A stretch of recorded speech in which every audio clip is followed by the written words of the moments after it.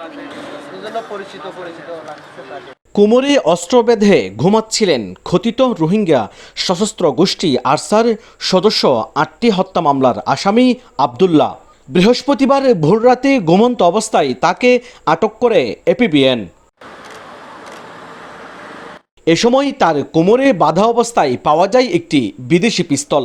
ঠিক তার পাশেই আরেকটি ব্যাগে পাওয়া যায় আরও একটি বিদেশি পিস্তল সহ গুলি।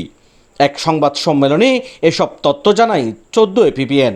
আমাদের কাছে যে তথ্য প্রযুক্তির মাধ্যমে আমরা নিশ্চিত হই যে রোহিঙ্গা সন্ত্রাসী আবদুল্লাহ ক্যাম্প 20-তে অবস্থান করছে একটা বাসাতে। দ্রুততার সাথে বাসায় পৌঁছায় এবং তাকে ঘুমন্ত অবস্থায় গ্রেপ্তার করে।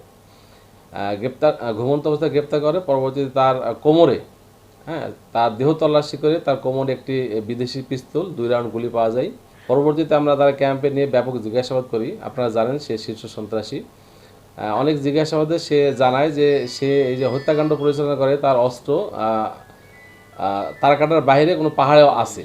পরবর্তীতে আমরা রাত 3:30টায় তারে নিয়ে আমরা তার দেখানো জায়গায় লাল পাহাড়ের ঢালুতে আমরা এক জায়গা থেকে একটি বড় 1 শুটার গান, 2টা মাঝারি সাইজের 1 শুটার গান, রাইফেলের 20 রাউন্ড গুলি, রাইফেলের 20 রাউন্ড গুলির খোসা এবং শটগানের একটি কার্তুজ এবং পিস্তলের 3টি গুলির খোসা আমরা ওখান থেকে উদ্ধার করতে সক্ষম হই।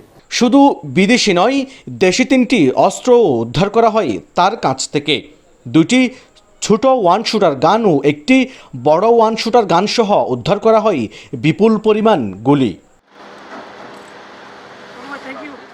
এর আগে গেল 18 মে শনিবার বিপুল পরিমাণ অস্ত্রসহ আটক করা হয়েছিল আরও 4 জনকে। এ সময় অস্ত্র, ওয়াকিটকি ও হ্যান্ড গ্রেনেডও উদ্ধার করা হয়।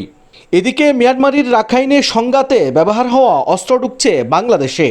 রোহিঙ্গাদের সন্ত্রাসী সংগঠন আরসার সদস্যরাই রাখাইনের অস্ত্র আনছে ক্যাম্পে।